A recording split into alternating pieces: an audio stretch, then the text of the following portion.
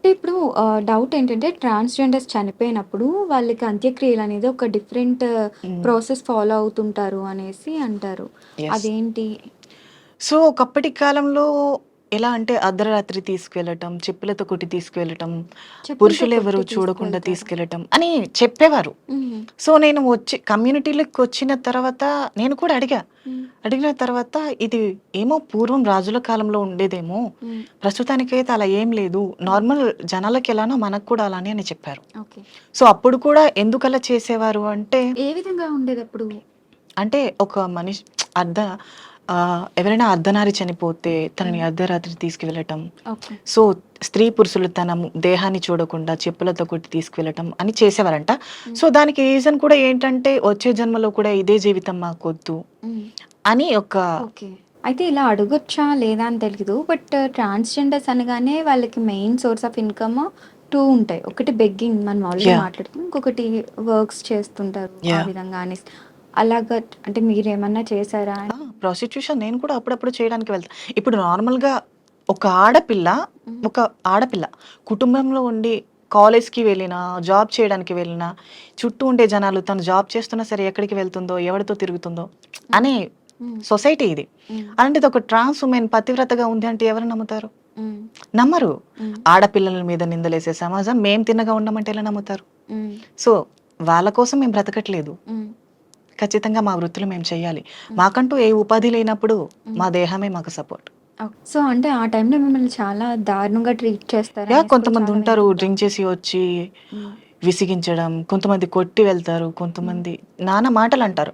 హ్మ్. అవన్నీ పట్టించుకుంటూ ఉంటే మేము ముందుకెప్పటికి వెళ్ళలేం. మీరెప్పుడన్నా ఎవరితో అయినా బాగా అంటే హర్ట్ అయిన సిట్యుయేషన్ కానీ, మిమ్మల్ని బాగా ఇబ్బంది పెట్టినది ఏదన్నా ఉందా? డైలీ జరుగుతూనే ఉంటాయి. హ్మ్. డైలీ అంటే నేను వెళ్ళను కాబట్టి ఓకే. నా ఫ్రెండ్స్ వెళ్తూ ఉంటారు. హ్మ్. నేను చూస్తూ ఉంటా. అక్క ఇలా జరిగింది. ఈ అబ్బాయి ఇలా చేశాడు. హ్మ్. రీసెంట్‌గా ఒకరు వచ్చి నా ఫ్రెండ్ నేను తనని మీట్ అవ్వను అని చెప్తే హ్మ్. బలవంతం చేయబోయి తను ఒప్పుకోకపోతే కొట్టి వెళ్ళాడంట.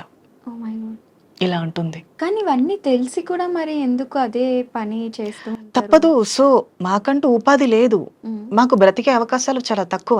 హ్మ్. మా జీవితం మీద మేమే ఆధారపడి బ్రతకాలి. హ్మ్. ఒకవేళ మా ఇంట్లో వాళ్ళు ఒప్పుకుంటే, వాళ్ళని పోషించడానికైనా మేము ఆ పని చేయాలి. హ్మ్. మేబీ వాళ్ళు కూడా చెయ్యమని చెప్పరు. హ్మ్. సో, వాళ్ళు బావుండాలి అంటే మేము మా దేహాన్ని అమ్ముకోవాలి. హ్మ్. ఆర్ ఇతర ఇతర వృత్తులు చేయాలి. హ్మ్. సో, మాకది కొంచెం కంఫర్టబుల్‌గా ఉంటుంది కాబట్టి మేము దాన్ని ఎన్నుకొని ఉంటాం. హ్మ్. అక్కడ కూడా కష్టాలుంటాయి. హ్మ్. బట్ తప్పదు. అవును. ఎదుర్కోవాలి. అవును. బట్ ఇప్పుడంటే మీ దగ్గరికి డైరెక్ట్‌గా రావడం అనేది ఉండదు కదా! ఎవరైనా సరే రోడ్ సైడ్ నిల్చోవాలి యాహ్! అట్లా వస్తారప్పుడు. హ్మ్. సో, మీరు అంటే నిల్చుంటారు కదా! యాహ్! డెఫినెట్ ఏ టైమ్స్‌లో ఉంటారు అని? నేను వెళ్తూ ఉంటా. 12కి వెళ్ళి 3:00కి వచ్చేస్తూ ఉంటా. నైటే మీకు యాహ్! ఓన్లీ ఎక్కువ. నైటే. సో, అంటే మిమ్మల్ని ఏ విధంగా మాట్లాడతారు దగ్గరికొచ్చి? ఎట్లా ఉంటది మీకు? వస్తారు. రేట్ ఎంత? ఎంతకొస్తావు? హ్మ్. ఏమేం చేస్తావు? ఇలా మాట్లాడతారు. హ్మ్. సో, వాటిని మనం కొంచెం సర్దుకుపోయి సమాధానం చెప్పాలి. ఓకే. సో, అంటే మీకేమనిపిస్తుంది? అంటే ఇప్పుడు అందరితో ఈక్వల్‌గా ఉండాలి అంటే, సో, ఏ ఏ గుర్తింపు మీకు లభిస్తే మీరందరితో ఈక్వల్‌గా ఉండగలరు? ఇప్పుడు మెన్ ఎలాగో, విమెన్ ఎలాగో, ట్రాన్స్ కూడా అలానే. యాహ్! అలా. సో, దీనికి రీజన్ ఏంటంటే గవర్నమెంట్ ఫస్ట్ ఆఫ్ ఆల్ ఒక రూల్‌ని తీసుకురావాలి. హ్మ్. మాకు కూడా స్పెషల్ కేటగరీస్ ఇవ్వాలి. జాబ్స్ ఇప్పుడు రీసెంట్‌గా రేవంత్ రెడ్డి గారు కూడా హ్మ్. ట్రాఫిక్ వాలంటీర్స్‌గా నియమిస్తున్నారని అనౌన్స్ చేశారు. ఓకే. మేబీ అలాంటి అవకాశాలు మాకు కూడా వచ్చి ఇది హ్మ్. ఒక అంటే ఒక ముఖ్యమంత్రి వచ్చి జస్ట్ ఇలా తను వెళ్ళిపోయిన తర్వాత ఈ జాబ్స్ తీసేయడం హ్మ్. అలా కాకుండా ఇది ఖచ్చితంగా ఇది ఫిక్స్ అయ్యి ఉండేటట్టు హ్మ్. ఒక జీవో పాస్ చేస్తే బెటర్ అనేది నా ఫీలింగ్. So, okay. అప్పుడు ఒక ట్రాన్స్ వుమెన్ కూడా సొసైటీలో అందరితో కలిసి జాబ్ చేస్తుంది కాబట్టి ఈక్వల్ రైట్స్ వస్తాయి. హ్మ్. అంటే జాబ్ ఇప్పుడు మీ దగ్గర సరైన ఎడ్యుకేషన్ అది ఉందంటే జాబ్ ఇవ్వకుండా ఉండటానికి ఏముండదు కదా! ఎవరో ఇద్దరు, ముగ్గురు నెగ్లెక్ట్ చేసినా ఫోర్త్ పర్సన్ అయినా డెఫినెట్‌గా జాబ్ సో, ఇస్తారు. అలా అనుకుంటే ట్రాన్స్‌జెండర్స్‌లో చాలా మంది వెల్ ఎడ్యుకేటెడ్స్ ఉన్నారు. ఓకే. సో, వాళ్ళెవ్వరు జాబ్ చేయకుండా ఎందుకు ఇదే వృత్తిలో ఉన్నారింకా? అదే నా సో, ప్రశ్న. దీనికి రీజన్ ఏంటంటే సరైన గవర్నమెంట్ లేదు. హ్మ్. అవకాశాలు ఇస్తామని అంటారు. హ్మ్. బట్ ట్రాన్స్‌జెండర్‌ని చూసిన వెంటనే చిన్న చూపు. ఓకే. చేయగలదా? హ్మ్. ఇలా మాట్లాడతారు. ఇంక వాళ్ళ మాటలకి జాబ్ చేసే థాట్ కూడా రాదు. ఓకే. కానీ మీరైతే ట్రై చేయలేదు కదా! మరి మీరెలా యాహ్! చెప్పగలరు అసలు? నేను ట్రై చేశా ఆల్రెడీ. హ్మ్. కాస్మెటిక్స్‌లో ఇక్కడికి హైదరాబాద్ నేను వచ్చాక చేంజ్ అయిన తర్వాత కూడా. హ్మ్. సో, ట్రాన్స్‌జెండర్‌గా ఐ థింక్ నేను యాంకర్‌గా కూడా ట్రై చేద్దామని అనుకున్నా. ఓకే. మళ్ళీ నా ఒపీనియన్ ఏంటంటే మళ్ళీ అంటే లాస్ట్ ఒకసారి ట్రై చేసినప్పుడు హ్మ్. ట్రాన్స్‌జెండరా అని అడిగారు కదా! మళ్ళీ ఇలానే అంటారేమో, మళ్ళీ బాధపడాలా? సో అడిగారా అలా? మాటి మాటికి బాధపడడం కష్టం అనిపిస్తుంది కదా. హ్మ్. సో అందుకని ఆగిపోయా. ఓకే. మీరంటే ఇప్పుడు మీరుండే లొకాలిటీస్ ఎలా ఉంటాయి? అంటే అందరితో పాటుగానే ఉంటారా? యా మీరిందాక మీకంటూ ఒక అమ్మాయి ఉంటారు. ఆమె మీ అందరిని యా చూసుకుంటారంటారు గదా! సో, మీరందరూ ఒకటే ప్లేస్‌లో ఉంటారా? సో ఒకప్పుడు అలా, ఇప్పుడు నేను సపరేట్గానే ఉంటా. 2 ఓకే. బిహెచ్కే ఫ్లాట్ తీసుకున్నాం. ఓకే. నేను నా ఫ్రెండ్స్తో కలిసి ఉంటా. హ్మ్. సో నాకు ఏమైనా ప్రాబ్లం వస్తే ఆవిడకి ఒక మాట చెప్తే తను హ్యాండిల్ చేస్తుంది. ఓకే. ఇప్పుడు బెగ్గింగ్ చేసినప్పుడు కానీ, యా లేదా సెక్స్ వర్క్స్ చేసినప్పుడు కానీ వచ్చే మనీని మీతోనే ఉంచుకుంటారా? అది స్ప్లిట్ చేయడం యా ఏమైనా లేదా? మాతోనే ఉంచుకుంటా. మమ్మల్ని చూసుకున్నందుకు ఇప్పుడు మేము హెల్తీగా ఉన్నాము ఓకే. హ్మ్. మమ్మల్ని చూసుకుని వాళ్ళు వృద్ధాప్యం అయ్యాక వాళ్ళని చూసుకోవడానికి ఎవరు ఉండరు. హ్మ్. సో కాబట్టి ఆ టైంలో మేము వాళ్ళని చూసుకుంటాం. ఓకే.